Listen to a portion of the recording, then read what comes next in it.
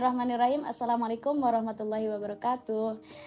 Kembali lagi di podcast kesayangan kita semua, Kata Perempuan.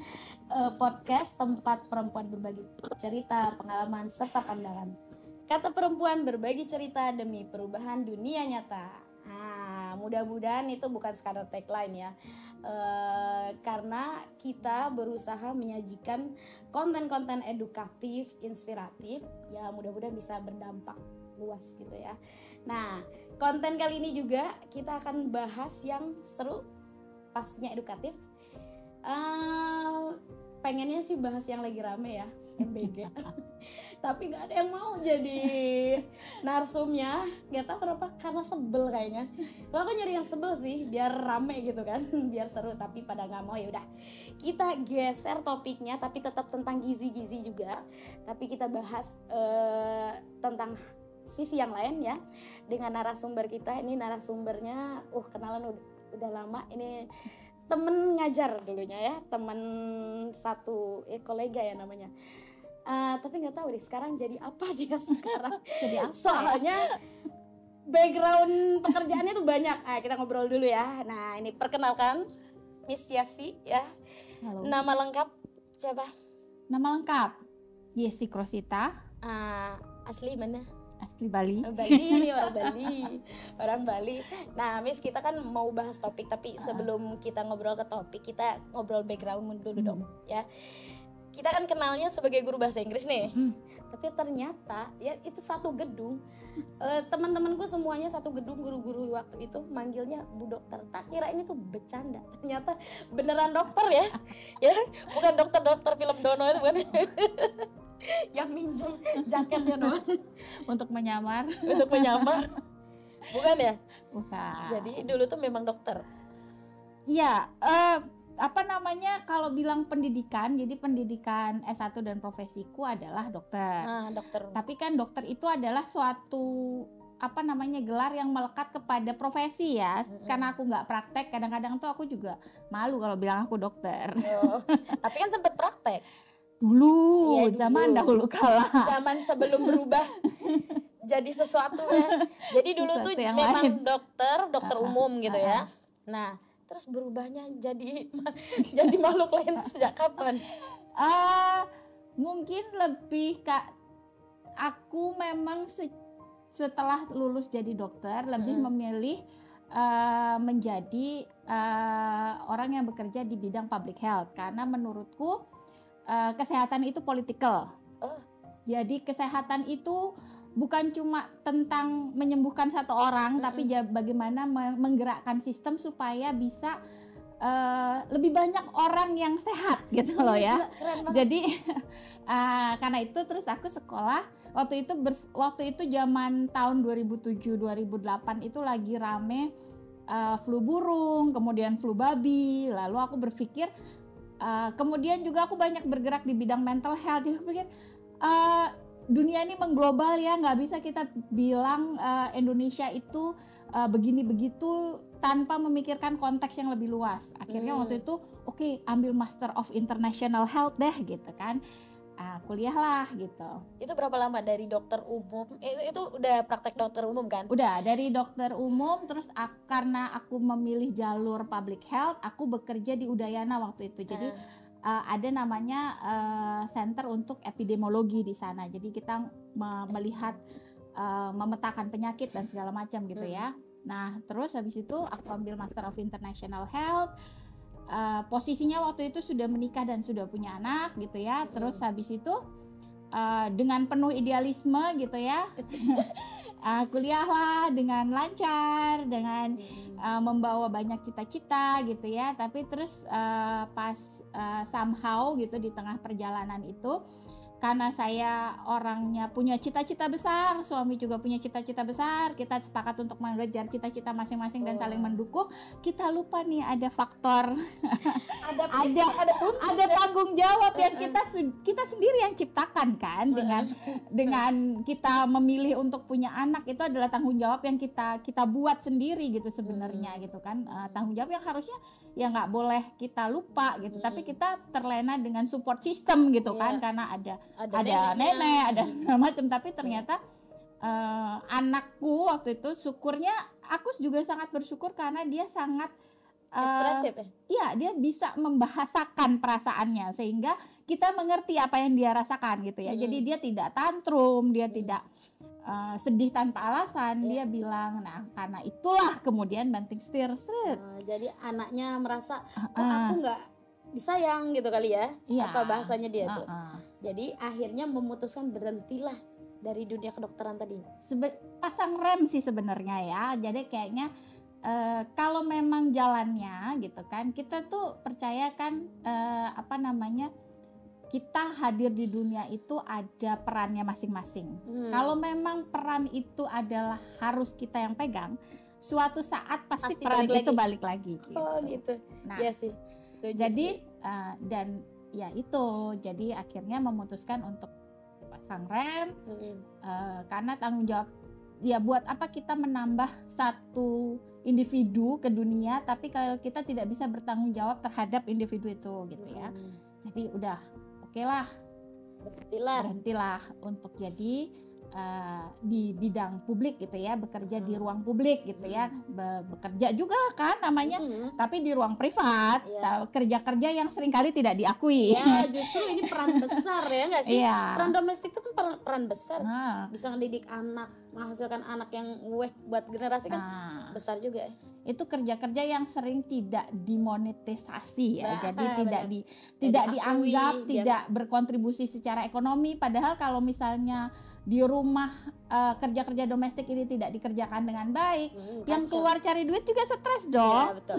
Setuju. Ya kan, jadi ya, betul. Ya itulah mengambil kerja-kerja domestik, kemudian banyak sih yang wah sayang banget, bla bla bla. Mikir susah kan sekolahnya tiba-tiba berhenti gitu kan. Oh lulusan luar negeri ternyata, katanya aktivis perempuan tapi, banyak tuh. Ujung-ujungnya ke dapur gitu, ada yang bilang gitu ya. Banyak, tapi ya kalau kita percaya kita ada di pilihan-pilihan ideologis yang benar, kita punya value, aku yakin pasti bisa gitu. Dan itulah yang terjadi setelahnya. Ya, kan setelah jadi dokter berhenti, terus akhirnya jadi guru bahasa Inggris, dari mana itu tiba-tiba, tapi emang capable ya. Nah setelah itu tiba-tiba jadi ngambil gizi gimana? Ini kan kita tahu ya, maksudnya sosoknya Miss Yesi ini kan idealis, nah pasti ada background story dong, kenapa kok bisa jadi gizi gitu? Karena gizi itu asalnya kan dari makan. Makan itu sangat politik, sangat kultural, orang coba bayangkan, aku tanya deh balik, kenapa kamu makan apa yang kamu makan? Why you eat what you eat? Karena mau, karena perlu. Contoh, aku makan karena mau sih, karena perlu juga, kalau nggak makan asam lambung. Nah, terus habis itu apa yang kamu makan? Kebanyakan makanan sampah sih. Nah, kenapa kamu makan makanan sampah itu? Enak. Kenapa kamu kenapa makanan enak itu ada di dekat kita? Kenapa tidak diregulasi? Kenapa tidak diedukasi? Nah, orang-orang banyak bocor ginjal itu salah satunya karena regulasi, ada hubungannya ya? Ada. Jadi eating itu adalah embodiment dari banyak keputusan, banyak layers. Kamu laki-laki atau perempuan, kamu umur berapa, lingkunganmu seperti apa, sosial ekonomimu bagaimana, kamu terpapar media yang seperti apa. Ngaruh banget. Dari sepiring yang kita makan itu ternyata layernya banyak, pengaruh dari luarnya banyak. Kita nggak sadar ya? Nggak sadar. Dan aku pernah came across satu report gitu ya, yang judulnya adalah selling to the bottom of the pyramids. Kita kan tahu kita itu piramid itu berarti kebutuhan primer gitu. Bukan. Kita menjual suatu produk kepada piramida terbawah. Kita tahu kan struktur sosial masyarakat kita yang paling bawah itu yang sosial ekonominya, paling bawah. Ya kan? Bagaimana mengemas makanan itu menjadi murah tapi juga accessible, akhirnya kan apa? Menggunakan pengawet, menggunakan pemanis, menggunakan perasa, ya kan? Salah satu contohnya nih, misalnya nih, ini aku ngomong contoh-contoh nyata aja ya supaya kita bisa Ya biar relate ya. biar relate gitu ya. Contoh nih, aku punya satu yayasan, tapi yayasanku berkontribusi terhadap suatu posyandu lansia dan posyandu balita gitu ya. Nah, satu saat posyandu balita nih jalan. Terus kita mau kasih PMT nih, pemberian makanan tambahan. Mau dikasih apa? Kan aku tanya. Kita mau kasih susu.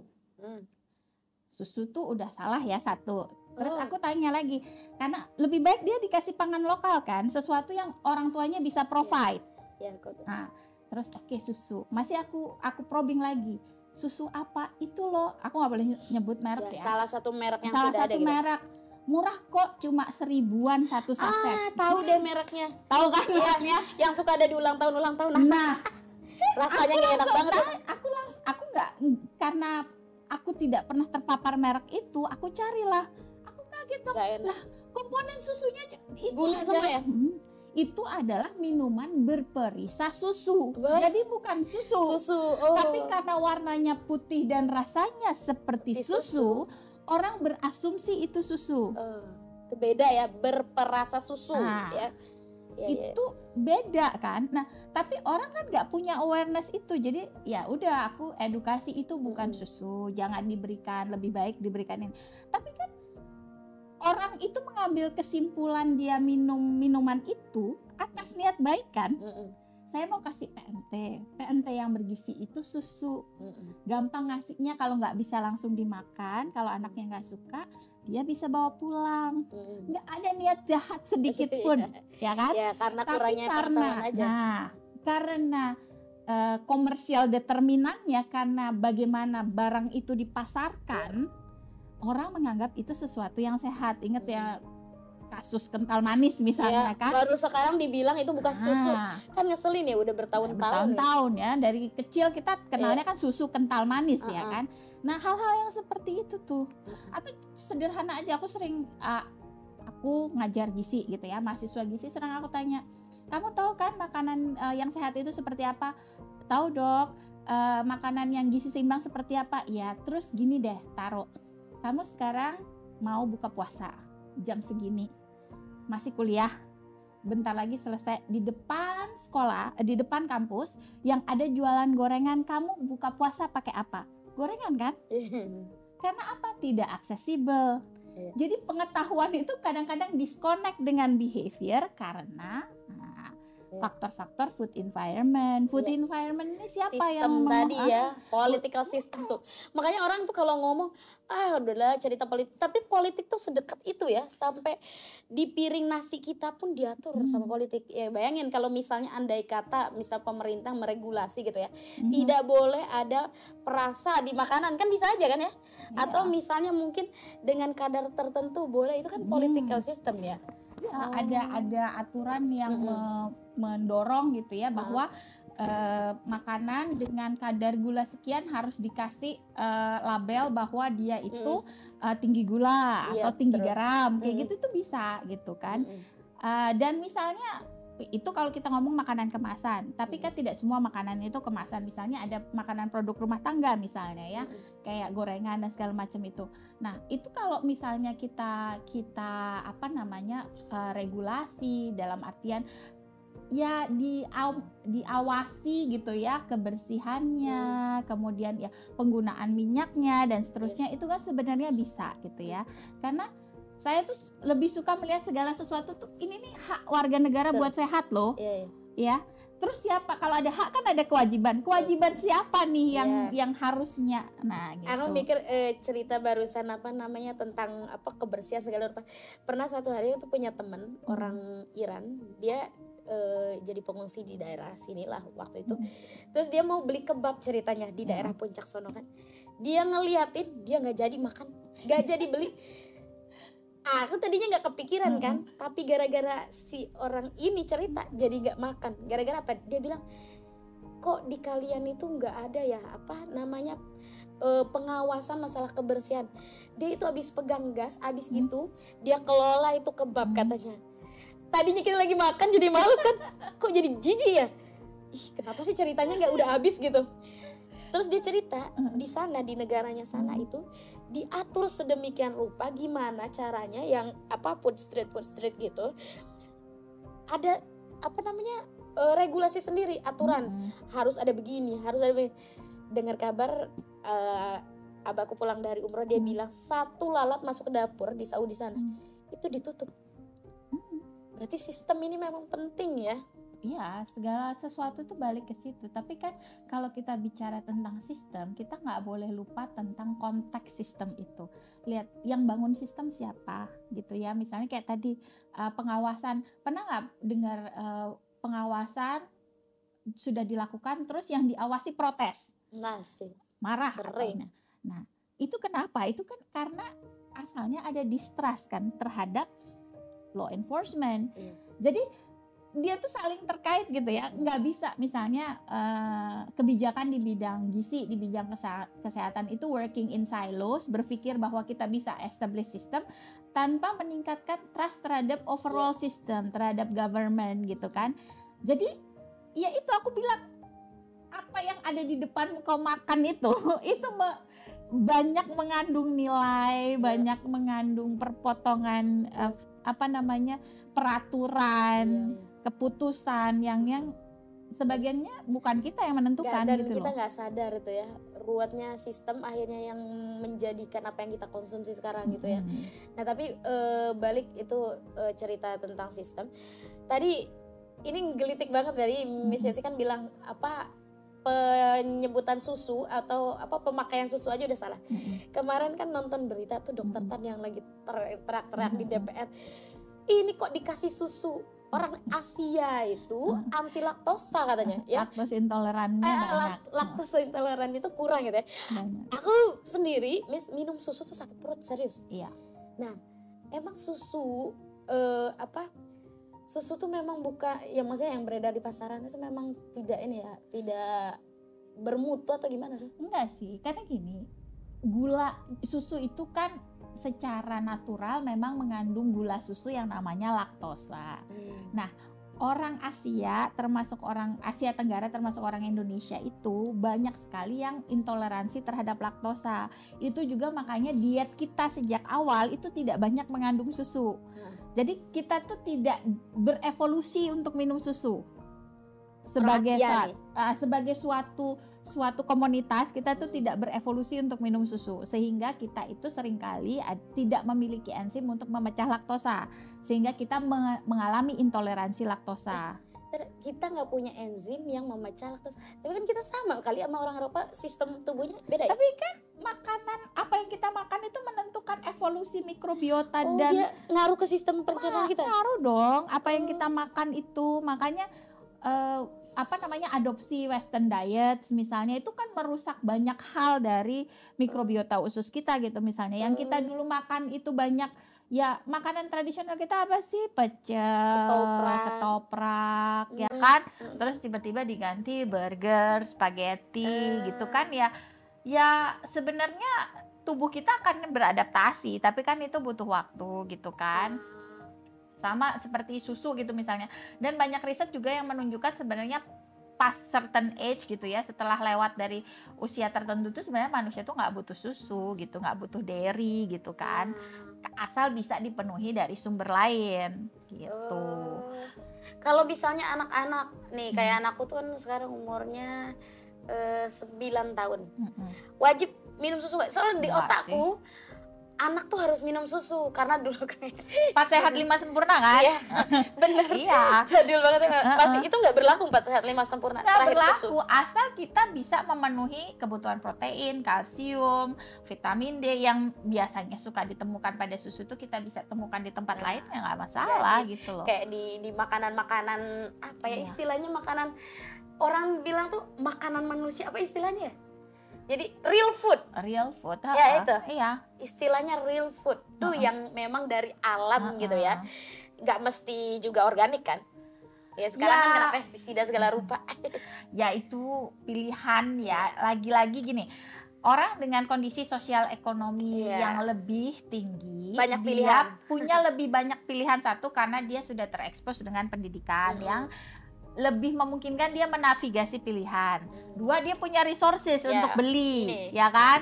Memilih untuk bahan organik atau yang biasa, yang ada di pasar gitu kan. Itu pilihan dia, bisa gitu kan. Bisa menghindari ultra processed food, ya kan? Karena apa? Karena pagi-pagi nyiapin sarapan paling gampang apa? Goreng sosis sama goreng nugget gitu ya. Kalau ibunya kerja waktunya terbatas, ya kan? Kalau misalnya dia punya yang bantuin kan tinggal, Mbak besok pagi tolong disiapkan ini. Iya benar. Banyak pilihan lah kalau orang yang kelas menengah ke atas. Nggak selalu begitu. Artinya kalau kita mau ada privilege gitu loh untuk melakukan itu gitu kan. Nah, itu waktu ngehubungin Miss Yesi untuk jadi narsum, ditawarinnya kan cerita MBG, tapi kan nggak mau kan. Nah, terus Miss Yesi itu ngasih tau gimana kalau bahas tentang gizi sama perempuan. Emang ada hubungannya, Miss? Gizi dan perempuan menurutmu ada hubungan apa enggak? Aku tadi buka ChatGPT ya, apa hubungan perempuan dan itu, ternyata ya lumayan ya. Di situ dia bilang ya, pertama karena kan perempuan itu penyedia makanan, sebagai faktor luar ya. Yang kedua, metabolisme perempuan pengaruh gak? Mungkin arahnya bukan ke sana. Jadi kita lihat dulu ke sini ya. Manusia itu kan daur hidup ya. Jadi dia lahir ke dunia, apakah dia berat badan lahir rendah, apakah dia tinggi badannya kurang, itu kan dipengaruhi oleh gizi ibunya waktu bahkan bukan dari sejak hamil, malah sejak ibunya remaja. Karena kan badan kita ini menyimpan banyak hal, menyimpan kalsium, menyimpan zat besi, yang kalau bayangkan kalau kemudian kita ada satu organisme yang bertumbuh di dalam kita dan kita tidak punya cukup makanan, dari mana mau diambil itu? Ya diambil dari badan ibunya. Jadi kalau orang bilang bayi itu makan ibunya, itu betul. Kalau ibunya tidak punya cukup cadangan. Aku ngerasa tuh waktu ngelahirin, kayaknya memang kurang kalsium ya, dan memang gak suka susu. Di otakku kalsium itu adalah susu, ya ikan segala rupa. Ternyata gak cukup. Setelah melahirkan tuh aku gak konsumsi kalsium terlalu banyak gitu. Sakit ke punggung kayak, kan kalsium kita dikuras sama bayi kan lewat air susu gitu. Kalsium, zat besi, itu baru mikronutriennya ya, belum makronutriennya, yang protein, yang karbohidrat, itu kan semua dipakai gitu kan. Nah, jadi untuk menghasilkan bayi yang sehat, ibunya itu harus sehat sejak remaja. Jadi kalau orang bilang 1000 hari pertama 1000 hari kehidupan. 1000 hari pertama kehidupan itu tuh sebenarnya udah lebih jauh lagi. Jadi 8000 hari pertama kehidupan.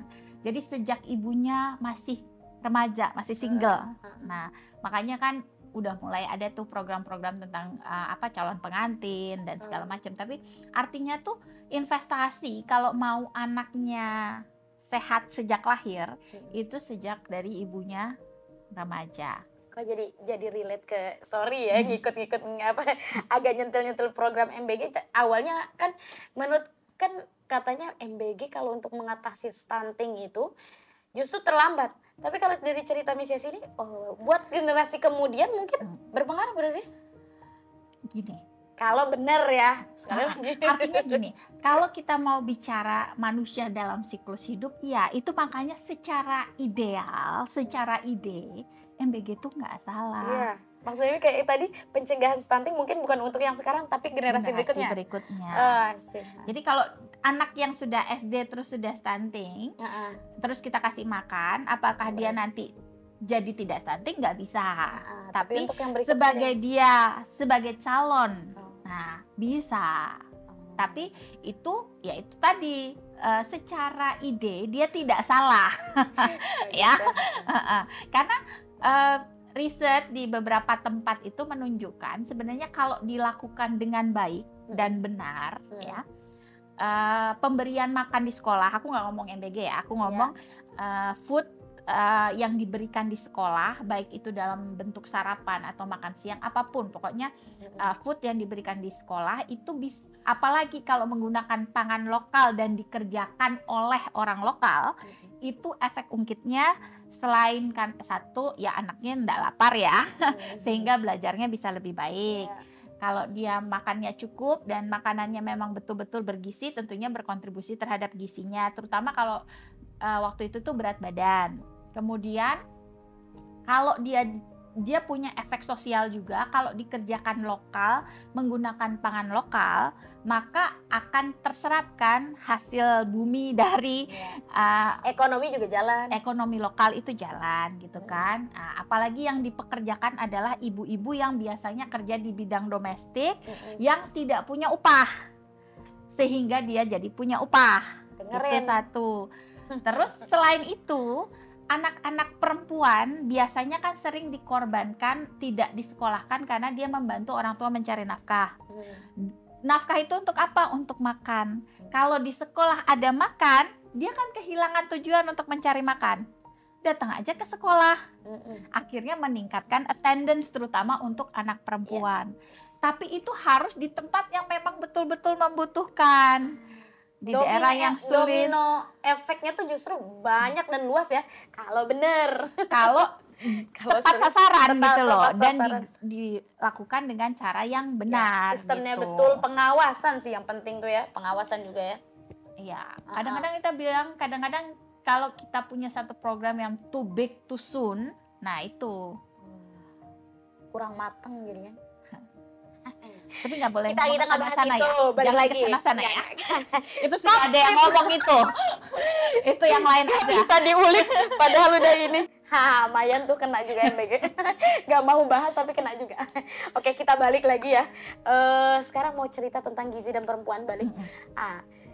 Perempuan dan laki-laki tuh kepentingan gizi, kebutuhan gizinya sama atau beda?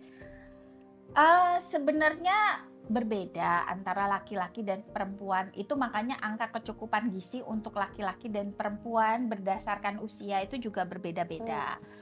Tapi secara umum gitu ya, panduannya adalah ya udah gizi seimbang. Jadi kita harus bisa menyeimbangkan. Jadi makan yang beragam, makan yang bergizi gitu kan. Jadi satu piring itu jangan cuma nasi sama ayam doang gitu misalnya ya, tapi ada nasi, ada ayam, ada sayur gitu misalnya, terus buah, air putih gitu ya. Jadi prinsipnya sih begitu. Masih gitu. mirip-mirip sama 4 sehat 5 sempurna tapi tanpa susu tadi ya. Tanpa susu.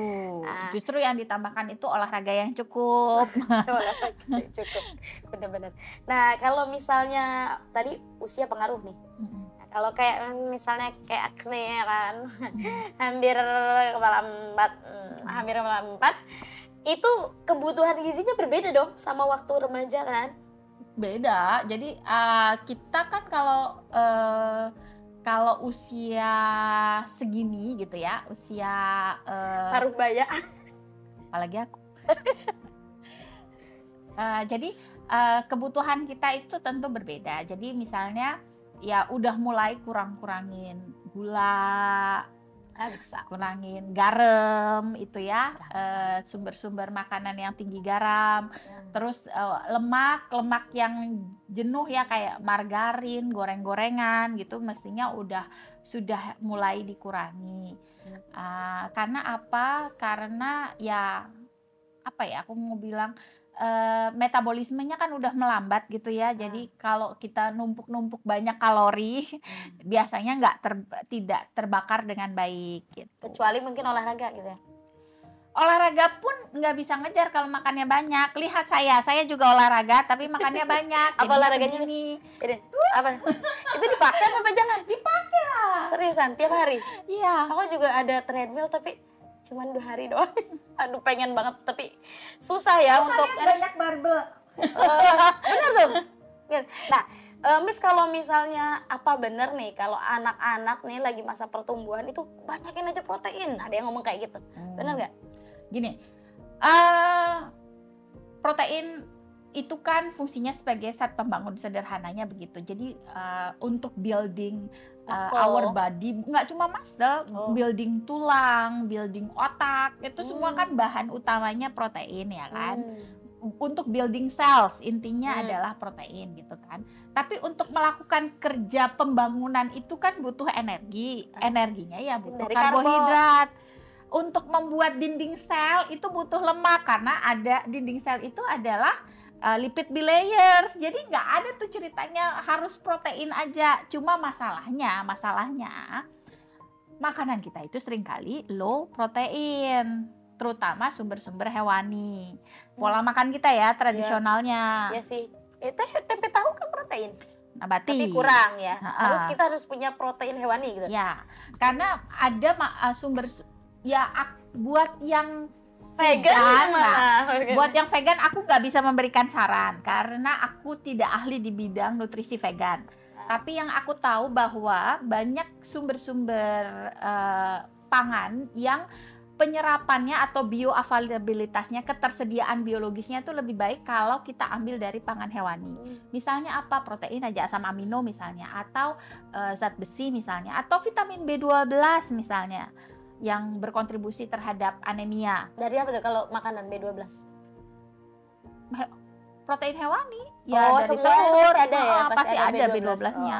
Nah, jadi itu, dan B12 itu penting untuk pematangan sel gitu kan ya. Jadi hal-hal yang kayak gitu tuh yang ada di protein hewani yang kita seringkali jarang gitu kan makan, makanya kemudian di endorse tuh untuk makan lebih banyak sumber hewani. Tapi sumber hewani protein itu bukan satu-satunya yang dibutuhkan oleh masa pertumbuhan ya, semuanya juga perlu gitu. Jadi memang nggak bisa satu jenis saja, makanya tadi harus ada variasi itu ya. Jadi nggak bisa kelebihan zat tertentu, itu bahaya juga kali ya.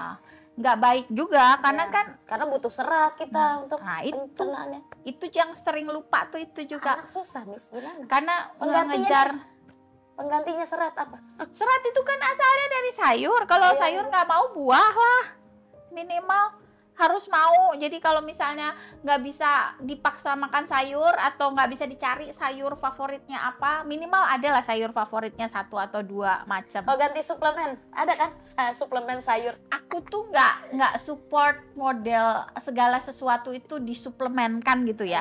Nah ini juga yang membuat aku tertarik bidang gizi itu adalah ada upaya untuk medikalisasi gizi. Jadi segala sesuatu masalah gizi itu dianggap jadi semacam masalah medis yang bisa diselesaikan dengan obat atau suplemen tertentu. Kita lupa untuk back to basic bahwa obatnya itu ya makanan yang benar, real food gitu loh. Nah kalau ini masih idealis nih, karena masih idealis jadi ceritanya real food. Coba Anda kalau sudah pikirannya dalam bisnis pasti beda ya, Miss. Ya aku nggak tahu kan, orang beda-beda ya inklinasinya. Memang nggak salah juga model suplemen itu, karena ya gimana ya, dengan kehidupan, dengan bangun jam sekian, pulang jam sekian, tuntutan saya nggak sempat gini itu, ya makan buah juga nggak gampang gitu misalnya. Ya udah kita coba suplemen ini itu, nggak salah, itu namanya teknologi gitu kan.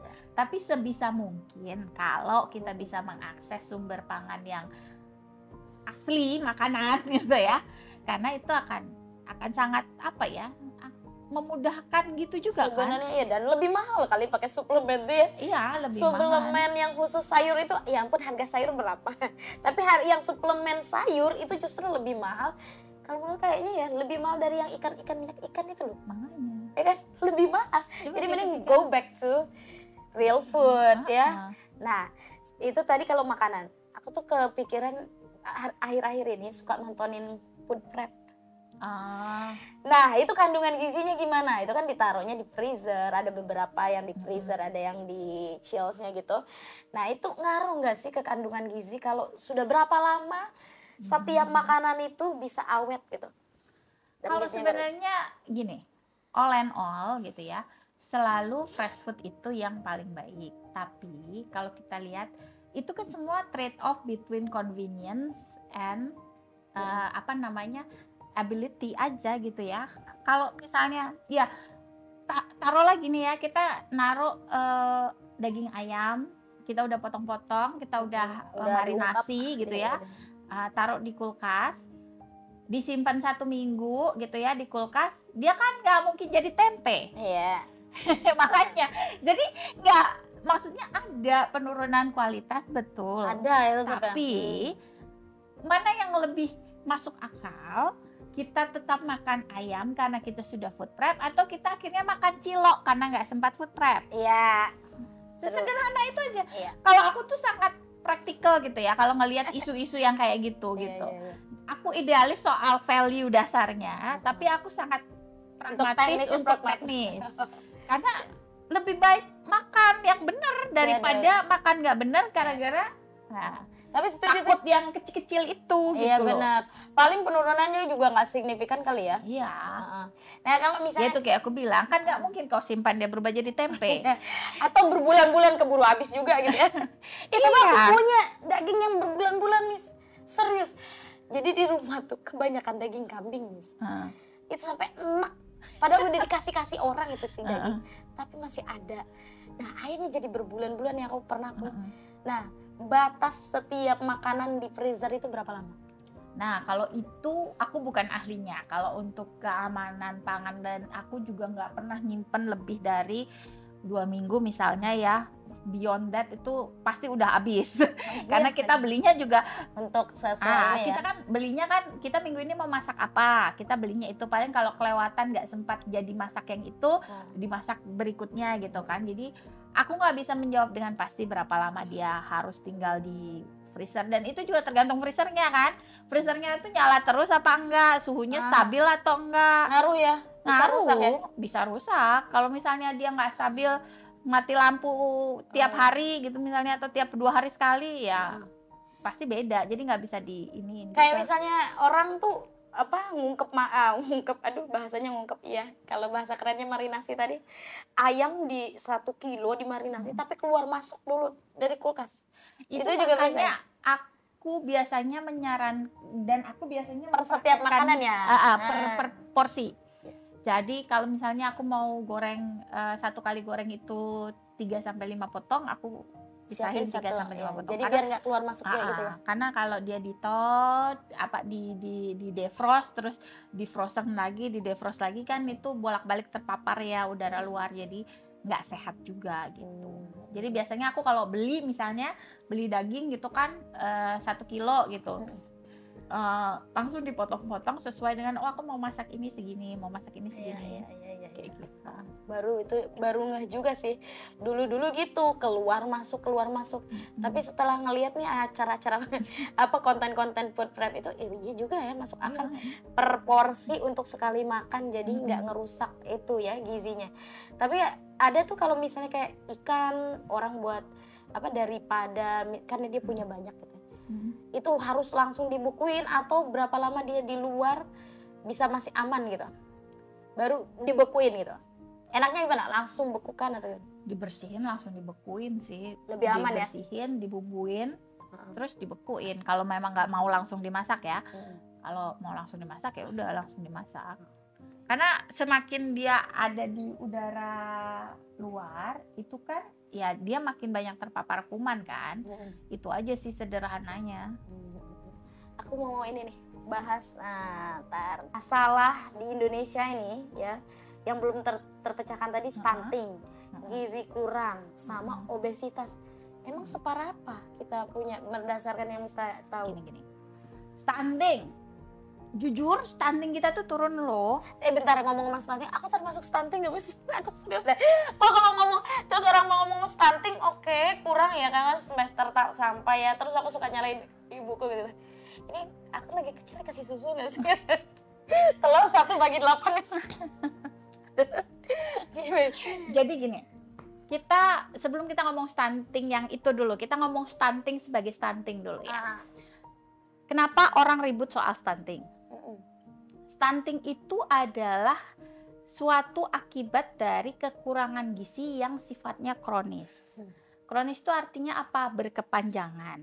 Artinya apa? Dia bisa merefleksikan bukan cuma kekurangan gizi seperti wasting misalnya, atau gizi buruk yang kita lihat biasanya anaknya kurus gitu ya. Sampai tulang kelihatan. Itu adalah kekurangan gizi yang sifatnya akut. Jadi kalau kamu nggak makan 1 minggu, maka kamu akan kurus, ya kan? Tapi kalau stunting itu kamu tidak makan dengan benar selama bertahun-tahun, baru stuntingnya kelihatan. Sehingga itu merefleksikan apa? Social ecological determinan yang lebih luas. orang tuamu punya pendapatan yang stabil nggak, sehingga suplai makanan yang tinggi protein, tinggi kalori, tinggi mikronutrien itu selalu ada di rumah. Pelayanan kesehatan kita berjalan dengan baik atau enggak, sehingga kalian tidak sakit berulang-ulang, sehingga energi yang sudah masuk dengan baik keluar lagi karena sakit.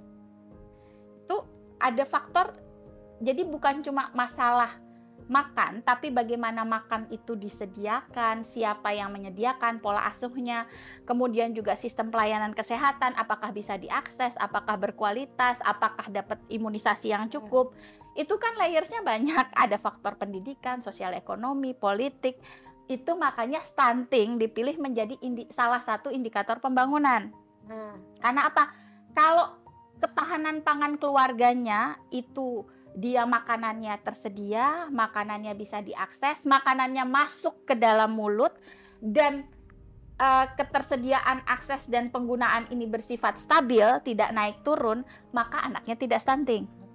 Itu baru dari makan ya, belum lagi dari sisi pelayanan kesehatan, kemudian juga penyediaan air bersih yang berkaitan dengan penyakit nanti diare dan segala macam gitu ya.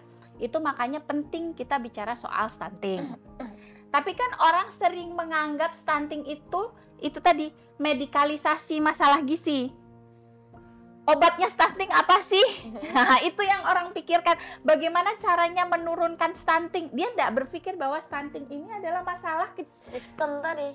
Masalah social injustice. Bukan masalah gizi. Dia itu masalah social injustice, masalah equity terhadap akses. Ini yang sering orang itu menyempitkan masalah stunting jadi masalah gizi saja. Betul. Oh iya paham aku. Ya, jadi orang tuh mikir stunting itu adalah sesuatu yang dikonsumsi ke badan aja ya, sifatnya makanan gizi gitu. Nah, itu makanya orang berpikir stunting itu bisa disembuhkan. Bukan begitu cara berpikirnya. Kita bukan mengintervensi menyembuhkan anak stunting. Kita bicara bagaimana mencegah generasi ini supaya tidak stunting dengan apa? Perbaikan determinan sosial ekonomi gitu loh. Ini yang sosial ekonomi gender semua ini kontribusi nanti ke stunting apa enggak gitu loh. The good news is ada juga. Ada dari 2000, kalau kita hitung dari 2013 ya, 2013 itu stunting kita 37%. Jadi hampir 40% anak dari total jadi seluruh anak kalau ada 10 anak Indonesia 4 pasti stunting. 2018 turun jadi 30%-an. Jadi 3 dari 10 anak. Sekarang itu riset terakhir itu sudah 19,8. Artinya udah separuh ya. Tapi seberapa besar kontribusi dari semata-mata pelayanan gizi itu kan harus dihitung lagi gitu.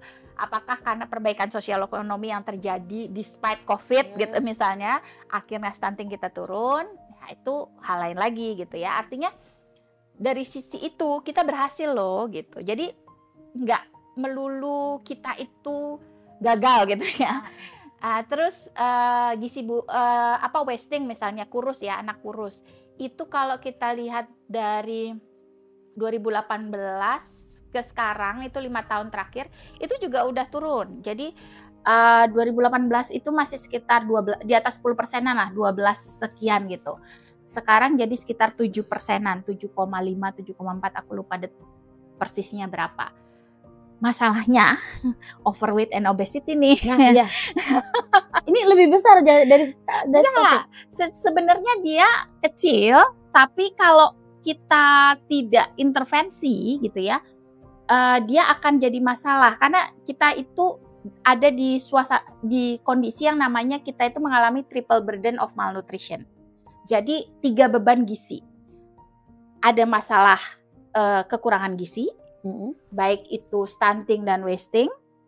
Ada masalah kelebihan gizi, overweight and obesity. Sekaligus ada masalah kekurangan mikronutrien, misalnya kekurangan zat besi ya yang keluarnya jadi anemia, salah satunya kekurangan yodium yang nanti dia bisa bisa mengalami thyroidism gitu ya. Jadi ini ada masalah ini gitu, ada masalah triple burden of malnutrition yang membuat kita itu harus hati-hati gitu loh. Maksudnya kita nggak cuma sedang menyelesaikan satu masalah, karena bisa satu orang tuh misalnya gini, dia bisa aja stunting tapi dia overweight dan anemia. Oh, double, Triple kan? Itu satu orang atau dalam satu household. Sekarang ada fenomena yang namanya stunted children with overweight or obese mother. Jadi ibunya overweight and obesity, anaknya stunting. Bisa. Karena apa? Karena konsumsi rumah tangganya adalah kalori kosong. Apa kalori kosong? Kalori kosong itu apa? Gorengan, Banyak cilok, seblak, nggak ada proteinnya, nggak ada mikronutriennya, kalorinya cukup, kenyang. Kenyang tapi nggak bergizi gitu ya, itu kalori kosong. Oh iya. Minumnya Nah, kalau kayak gitu berarti nggak mesti juga harus orang kalangan bawah, orang kalangan atas juga bisa dong? Bisa. Itu makanya kita tuh bener-bener trading di jalan yang sempit gitu ya, bahwa ini ada tantangan ini, tantangan itu, tantangan itu, tantangan itu gitu ya. Jadi kita belum selesai dengan masalah gizi di pedesaan, terus tiba-tiba kita dihujani dengan ultra processed food, dihujani dengan makanan kaki lima yang tidak terregulasi. Itu bareng gitu loh. Nah, dan menyelesaikan itu tuh ya butuh kerjasama semua pihak. Kalau misalnya nih masalah gizi, misalnya orang kekurangan gizi atau obesitas, efeknya tuh maksudnya untuk dia dan masyarakat apa? Efek apakah dia menimbulkan penyakit baru di diri dia atau sekadar nggak ini aja, gimana? Gini. Kita ngomong dari mana dulu? Dari stunting aja. Kita ngomong dari stunting ya. Stunting itu kan suatu proses kekurangan gizi yang sifatnya kronis. Nah, kalau proses kekurangan gizi itu terjadi pada saat dia usia di bawah 5 tahun aja, terus berlanjut sampai dia masa remaja, itu kan growth spurt 2 kali tuh. Waktu saat dia balita sama waktu saat dia remaja. Itu nggak cukup tuh. Ya, apa yang terjadi dengan development dari inner organs-nya, termasuk otak, hati, ginjal, itu kan terganggu semua, ya kan? Sehingga apa? Kapasitasnya tidak optimal. Sehingga begitu dia dewasa, terus mempertahankan pola makan yang buruk dengan beban yang berat ini, organ yang tidak develop sempurna ini akan mengalami masalah. Itu makanya riset menunjukkan anak-anak yang stunting, ketika dia dewasa, dia lebih cenderung 1, lebih mudah obesitas. 2, dia lebih mudah mengalami non-communicable disease, penyakit tidak menular, diabetes mellitus, gangguan ginjal, gangguan hati, ya, gangguan kardiovaskuler, itu ada risetnya banyak itu. Jadi otak, ya kecerdasan, itu ya sebenarnya kalau kita melihat dari patogenesisnya bahwa ketika dia tumbuh kembang tidak optimal perkembangan otaknya, berarti ini yang harus hati-hati ya. Anak stunting itu belum tentu bodoh, tapi dia tidak mencapai kemampuan optimalnya. Andainya dia tidak stunting, kita tidak pernah tahu potensinya sebaik apa. Ini yang orang sering lupa gitu ya, dianggap akhirnya berhenti jadi apa ya, jadi stigma gitu loh. Kalau stunting berarti bodoh. Enggak. Dia tidak mencapai performa optimalnya. Karena harusnya dia tuh sampai segini, tapi karena dia gitu. Kan yang sering jadi anekdot kan gitu. Habibie pintar kok. Kamu kan nggak tahu kalau Habibie nggak stunting. Kalau Habibie, mungkin juga ya, kalau misalnya kayak segini. Ya kan kita nggak pernah tahu gitu. Karena kontra evidence-nya nggak ada. Kita nggak pernah bisa bikin orang itu balik lagi ke perut ibunya terus nggak stunting. Ya kan? Habibie stunting bisa bikin pesawat. Nah itu. Mungkin nanti kalau sebetulnya nggak stunting bisa bikin apa ke bulan gitu ya. Kan kita nggak pernah tahu. Ya kan? Iya. Nah sekarang kayak kita udah tahu nih jangka panjangnya. Sekarang yang aku lihat dari obrolan tadi nih, ternyata pemenuhan gizi yang bagus, yang tepat, seimbang itu bukan hanya di 1000 hari pertama, tapi tadi sudah 8.000 sebelum ya. Artinya ini kan berarti sepanjang masa hidup kita harus tetap kita nih dalam keadaan gizi yang baik berarti ya. Nah sekarang nih Aku ini nggak mau jauh-jauh ya, orang di rumah aja ya. Anakku 9 tahun. Kebutuhan apa aja yang dia harus dimiliki dia setiap harinya gitu. Berapa kan kita kagak ngerti juga ya ngitung kalori gimana, apa-apa kayak gitu nggak ngerti juga. Ya itu apa namanya gini, selama kita memberikan makan real dengan komposisi isi, itu yang paling gampang menerjemahkan itu pakai model isi piringku gitu ya, bahwa apa namanya piring itu dibagi gitu ya, yang apa namanya seperempatnya itu adalah sumber karbohidrat, kemudian apa namanya sisanya itu seperempatnya lagi itu protein gitu kan, terus habis itu sisanya itu kita isi dengan apa namanya sumber apa namanya serat baik itu buah maupun sayur gitu ya, itu sih sebenarnya nggak apa-apa gitu.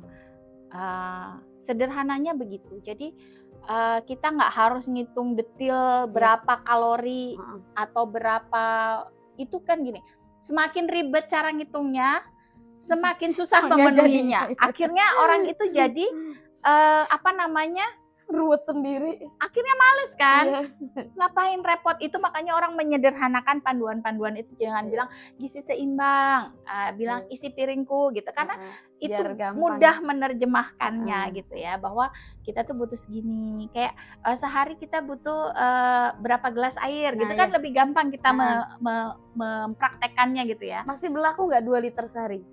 Enggak juga, karena air itu kan asalnya bukan cuma dari air ya. Jadi ya minumlah ketika haus ya kan. Tapi nggak ada salahnya juga kita ngitung, oh kita udah cukup minum apa enggak gitu. Jadi awareness aja sih. Ya nggak haus. Dalam sehari itu ya kita boleh minum kalau misalnya kan itu kebutuhan air tergantung berat badan juga ya. 8 gelas sehari itu moderate lah sekitar itu gitu. Aman berarti selama ini kan. Sampai di satu saat beli apa namanya tumbler yang 2 liter itu loh. Kok mana-mana digendeng itu. Ya kalau kita banyak berkeringat ya wajar kita perlu lebih banyak air, karena kalau kita minum banyak air ya kita makin sering ke kamar mandi gitu aja sih sederhananya. Kan kita itu regulasi ya, kadang-kadang orang kan ada bangun tidur minum air putih gitu ya, yang sederhananya gitulah, membangun rutin gitu aja sehingga kita punya cukup, tapi nggak harus sampai 2 liter 3 liter setoran. Emangnya ginjal nah ginjal kan ngaruh kan kalau kerjanya lebih berat nggak kalau kita kelebihan air? Kalau kita siram air dengan berlebihan ya ngaruh juga lah. Buat apa dia bekerja lebih keras gitu kan. Nah itu kalau mungkin kalau anak-anak kan perawatan lah gizi ya untuk kedepannya. Nih kalau misalnya orang-orang parubaya menuju lansia itu berarti kan sudah harus ada pencegahan nggak makanan-makanan tertentu? Maintenance kan, mengurangi gula terutama gula sederhana. Gula sederhana itu apa sih? Ya udah itu gula putih yang di minuman gitu misalnya. Jadi gula itu kan ada gula kompleks, ada yang sederhana. Yang kompleks itu misalnya nasi itu kan gula kompleks ya. Gula yang ada di real food enggak? Gula yang ada di bahan utamanya gitu. Itu namanya gula kompleks. Terus itu sederhananya dikurangin justru ya, karena ini buatan kan. Karena buatan ya. Dan gampang banget diserap kan. Jadi gampang banget kita tuh spike up gitu loh. Apa gula darahnya kalau makan gula sederhana kan, karena gampang diserap. Itu. Dan kalau kita diserapnya berlebihan, kita mempekerjakan insulin secara berlebihan, akhirnya juga semakin banyak yang disimpan dalam bentuk lemak kan. Kelebihan gula itu kan disimpannya dari lemak kan. Nah, kalau sudah obesitas, nah itu sumber penyakit juga. Itu gula, garam. Lemak tuh kayak gaji-gaji atau dari apa? Lemak yang seperti itu, goreng-gorengan gitu ya. Yang bagus itu lemak nggak jenuh kayak dari alpukat atau dari ikan. Nah itu nggak apa-apa. Jadi nggak ada tuh cerita nggak boleh makan lemak, nggak gitu juga. Sekali lagi tadi ya, nggak mesti nggak boleh satu jenis aja ya. Tadi protein itu dibutuhkan untuk membangun sel ya. Fat itu dibutuh untuk nambal tadi Untuk membuat dinding sel. dinding sel, ya kan? Karbo, jangan anti karbo, orang mulai anti karbo. Energi dibutuhkan ya, ya enggak? Makan itu harus 3 kali sehari nggak? Ada sarapan, ada makan siang, ada makan malam. Suamiku soalnya nggak bisa makan pagi. Nggak apa-apa, nggak harus 3 kali sehari, nggak harus. Jadi di kebutuhan ini aja kan, kalau kita bilang ini, jadi gini, sarapan itu terutama untuk anak-anak itu penting. Karena apa? Kita kan sebenarnya 8 jam saat kita tidur tuh kita puasa kan. Ya masa kamu tidur sambil ngemil? Ya kan? Apa namanya kalau ada sleepwalking, ini apa? Sleep eating. Kan otomatis gula darah kita turun kan, maka tubuh kita memberi tanda bahwa kita kekurangan energi nih. Kalau kita sekolah nggak ada energi, nggak konsentrasi. Oke. Coba Miss, ada saran nggak menu sehari-hari yang bisa kita pakai ini sebagai penutup ya? Menu sehari-hari. Sebelum menu sehari-hari aku kepikiran anakku tuh doyan banget tongkol suwir, ya kan? apa-apa. Tongkol suwir itu kan berapa kali proses masak, Miss? Aku kan itu tuh tongkol itu kan dia dikukus dulu nih. Habis dikukus itu digoreng biar dia nggak habis. Ya. Habis itu ditumis tuh berapa kali proses masak itu apa masuk ke ultra processed food itu sama multiple proses ya itu. Kalau ultra proses mungkin nggak, karena masih dikerjakan di rumah gitu kan, nggak ditambahin yang macam-macam. Mungkin bisa diajarin untuk makan yang lebih tidak ini sama kayak makan ikan asin kan, itu sebenarnya maksudnya dasarnya tuh ikan tapi udah gitu. Ya digaramnya udah kehilangan keikanannya gitu ya. Kalau orang bilang ikan peda tuh proteinnya banyak, ya kalau ikan pedanya masih jadi ikan peda, kalau jadi ikan asin peda kalian makannya seberapa segini kan? Udah asin banget. Benar. Ya kan nggak mungkin untuk memenuhi kebutuhan protein dari ikan asin peda kan nggak mungkin. Itu bukan pemenuhan gizi, pemenuhan hawa nafsu makan enak. Nah itu makanya, itulah anak-anak harus diajarin untuk makan untuk memenuhi kebutuhan gizi, bukan untuk sekedar menyenangkan lidah gitu. Jadi ini nih. Itu penting diajarin. Sekali-sekali treat boleh, tapi membangun habit untuk makan yang lebih. Nah kayak sarapan gitu ya, aku tuh nggak pernah bikin sarapan yang aneh-aneh gitu ya. Misalnya si adik gitu sarapan paling aku bikinin misalnya omelet gitu. Omelet sama ya paling kentang gitu kan, kentang yang aku bikin sendiri lah ya di ada air fryer sekarang. Ya benar. Gampang banget kan. Sekali itu. Jadi udah gitu aja. Jadi sambil bikin omelet, sambil bikin kentang gitu, udah gitu kan. Sama buah paling, karena kan susah ya bikin sayur pagi-pagi. Praktis-praktis aja sih aku tuh gitu. Terus misalnya apalagi bikin nugget tapi yang homemade gitu kan, itu gampang gitu kan. Maksudnya gampang, orang yang rajin. Enggak juga sih, aku tuh kan termasuk orang yang tidak rajin sebenarnya. Enggak. Ya mah ulet lah. Ya maksudnya enggak bikin yang neko-neko gitu ya. Terus pas food prep gitu misalnya bikin itu aja daging dimarinasi. Kan sekarang udah banyak tuh yang jual daging slice gitu kan. Udah dimarinasi sama ini aja kecap asin sama macam-macam sih paling aku cuma masukin gitu ya. Terus pilih yang begitu juga? Jadi aku yang udah dimarinasi di supermarket? Enggak, aku marinasi sendiri sih biasanya. Itu banyak kan botol-botol tidak jelas itu. Jadi spices ya untuk marinasi itu. Jadi pas dimasukin ke kulkas itu udah isi marinasinya. Jadi begitu dikeluarin langsung kita sambil satset gitu. Gitu aja sih. Aku miss ya. Kan badan gue kecil ya, tapi herannya cepet lapar. Apa ada hubungannya nggak sama asam lambung? Ada asam lambung. Baru dikasih makan nih, metabolisme cepat kali. Ya kenapa ya? Maksudku normal gak sih? Terus habis itu, padahal kan nggak pengen ya. Soalnya kan kalau misalnya yang ngemilnya aja diganti, misalnya pisang. Kalau lapar, ya berarti makan nasi dong. Iya, aku makan nasi. Terus ngemilku sebelum Mie ayam somai itu menyemil ke apa itu cakaciki, nggak doyan kok cakaciki itu. Ya maksudnya seblak juga nggak salah sih ya, cuman kurangin penyedapnya, tambahin mungkin dikasih Ayamnya. kasih telur, kasih potongan, kasih ceker, gitu. Bagus kan kolagen. Ya, biar kulit gitu. Yang kayak gitu loh. Jadi aku tuh bukan against pola makan kayak anakku kemarin lagi ya seblak lagi ngetren loh, seblak di Thailand kemarin. Oh iya loh. Seblak masuk Thailand ya? Karena cocok untuk palate mereka kali ya. Iya, Cuman iya. aku ditanya nggak nyari seblak di sana, ngapain? Bogor tempatnya seblak kan? Kali beda rasanya, lebih ke tom yum. Bisa jadi. Ya jadi maksudnya aku tuh nggak pernah against itu. Anakku minta dibikin seblak, aku bikinin gitu. Cuman ya itu dimodifikasi. Iya. Apanya Bisa. ditambah bisa. Lah kan seblak tuh sebenarnya bumbu dasarnya kan bagus ya, kencur ya kan, bawang putih bagus.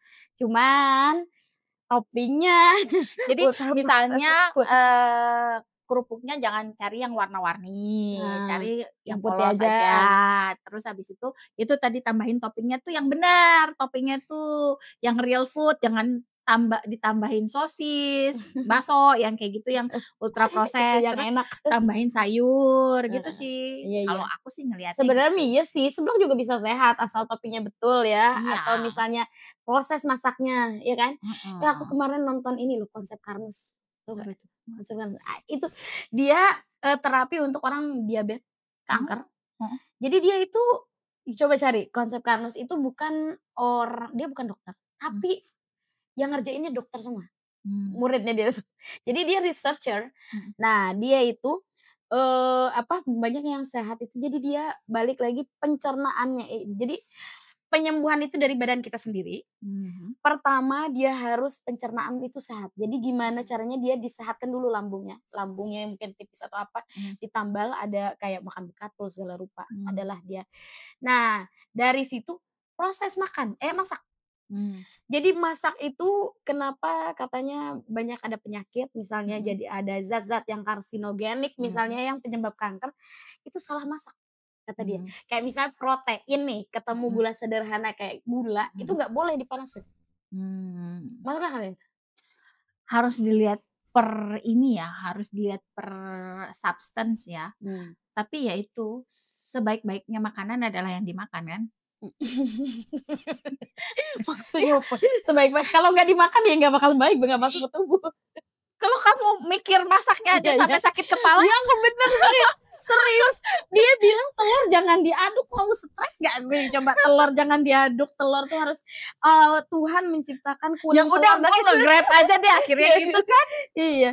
Segala telur. Yang kamu nggak tahu sama dia tuh diapain masaknya kan. Iya. Dia ada iya balik lagi produknya. Jadi dia ada cara masaknya gitu. Telur, salah satunya telur. Soalnya temanku tuh ibunya begitu ngikut si konsep. Enggak apa-apa. Gini loh. Aku bilang ya, makan itu adalah proses yang banyak layersnya. Salah satunya juga adalah faktor psikologis. Kalau makanan itu membuat kamu senang, maka kamu akan rilis hormon-hormon yang membuat dirimu senang. Sel-selmu rileks. Kalau makanan dan cara menyiapkannya itu membuat stres, akhirnya badanmu keluarkan lebih banyak kortisol, hormon stres yang membuat adanya inflamasi. Jadi semua tuh ya udah gimana walaupun ujung-ujungnya tuh gimana enaknya, tapi punya awareness tentang apa yang sebaiknya dilakukan, bagaimana secara umum guidelines-nya, kayak gitu tuh penting. Kok aku jadi kepikir apa mungkin aku nih ada pengaruh psikologinya juga tadi.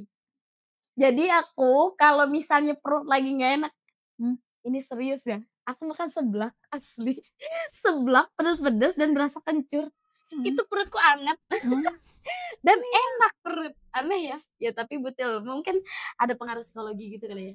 Iya, karena kan ya maksudnya makanan itu kan bukan cuma mengenyangkan perut, tapi juga memberikan comfort di cara berpikir kita, di psikologis kita gitu loh. Nah kalau ya itu tadi kalau overly detail terus kita nggak cocok dengan model itu nggak apa-apa, tapi ada orang yang overly detail dan dia menikmati proses itu dan dia merasa tertenangkan, Mm-mm. maka itu nggak apa-apa gitu loh. Berarti kok nggak cocok ya sama yang detail-detail apapun itu. Iya, anak bayi udah gede. Ini adalah hasil Hasil gizi baik ya. Oke, nah mungkin udah banyak ya yang kita obrolin, udah banyak banget. Emang kalau ngobrol sama Miss Yesi itu nggak bisa sejam 2 jam nggak? Terlalu banyak kita tuh bisa ngobrol dari hal receh, ya kan? Tiba-tiba ngobrol politik, tiba-tiba ngomongin apa, ya sekali-kali dikit gini dikit. Terus pokoknya bisa panjang lebar ya. Miss kan kita menutup nih ya. Justru sekarang ahli gizi. Makin banyak lagi berarti kebisaannya. Coba dibongkar ya, Miss Yesi ini berarti ya dokter bisa, ya kan? Jadi guru bahasa Inggris bisa, jadi dosen bisa, jadi ahli gizi sekarang bisa. Merajut bisa loh. Merajut bisa. itu untuk Ngelukis menghilangkan bisa. stres. Gila banget. Ngelukis bisa. Gali sumur bisa nggak? Belum dibutuhkan. Semua bisa, heran ya. Mas M. Pernah Bang? Enggak? Pernah. Masih rasanya jadi orang multi talentan. Itu adalah dorongan. Dorongan kebutuhan. Apa-apa tuh kalau didorong supaya bisa tuh pasti bisa. Ya. Karena nggak ada orang ahli kalau tidak pernah belajar. Jadi semua tuh harus belajar aja. Kalau belajar ya pasti bisa. Dirimu tipe yang ini nggak? Yang semua banyak bisa tapi nggak expert, atau satu expert? Ada kan orang-orang kayak gitu. Aku nggak suka dikotomi. Jadi orang itu, jadi orang itu boleh punya banyak kebisaan, tapi dia misalnya expert di satu bidang saja bisa. Jadi kalau kayak aku gitu misalnya ya, aku bilang aku bisa, yang kamu bilang tadi bisa ini itu gitu ya. Tapi kalau ditanya keahlian utamaku apa gitu di dunia, kalau nggak ngomong yang domestik, nggak ngomong yang itu, tapi di dunia profesionalku gitu ya, keahlianku apa? Nah, keahlianku adalah community nutrition. Jadi ada, karena di bidang gizi itu ada teknologi pangan, ada ada dietetik yang ngomong tentang berapa kalori, berapa protein. Nah, itu bukan keahlianku. Keahlianku adalah community nutrition, ya itu socio determinant of nutrition, hubungan antara kesetaraan gender dengan gizi. Jadi hal-hal yang berkaitan dengan socio determinan dari gizi itu aku bisa gitu. Jadi aku bisa ngomong tadi yang masalah politik, food environment dan lain-lain, tapi kalau tanya aku bagaimana memastikan keamanan pangan di kulkas, tadi kan udah nanya tuh, aku angkat tangan. Itu bukan keahlianku. Enggak juga ya. Enggak semua ahli gizi tahu gitu kan. Jadi ada batasannya tuh gimana. Jadi multi talentan itu ya satu talent yang bukan talent ya, itu satu profesi yang secara profesional ahli, tapi yang lain mungkin buat stress release aja kali ya. Dan dari mana aku tahu aku ahli di bidang itu? Karena aku mencari duit di bidang itu. Nah, ada orang yang mau membayar keahlian itu gitu. Oke, wah udah panjang lebar. Ini sumpah ya nggak ada detail yang terlalu ini ya. Pokoknya semua padat. Jadi sayang banget kalau nggak ditonton ya semua. Ajak saudara, teman semuanya ya. Nanti tunjukin dong ke Bapak CEO. Komenin dong gimana podcast kita. Ya. Suaminya nih CEO, sebut nggak boleh. Satu merek, tapi KKN. Satu merek. Kali aja abis nonton ini, wah, kayaknya DJ boleh lah dibuatkan bocor halus ya. Bocor halus versi ibu-ibu. Oke, semuanya terima kasih banyak sudah nonton. Ada 30 menit lebih ya. Nah, sejam lebih, serius. Oh my god, sejam lebih. Terima kasih untuk hadir nonton kita. Mudah-mudahan bisa ambil manfaatnya ya. Jangan lupa di like, comment, dan subscribe. Bye bye. Terima kasih Miss Yesi.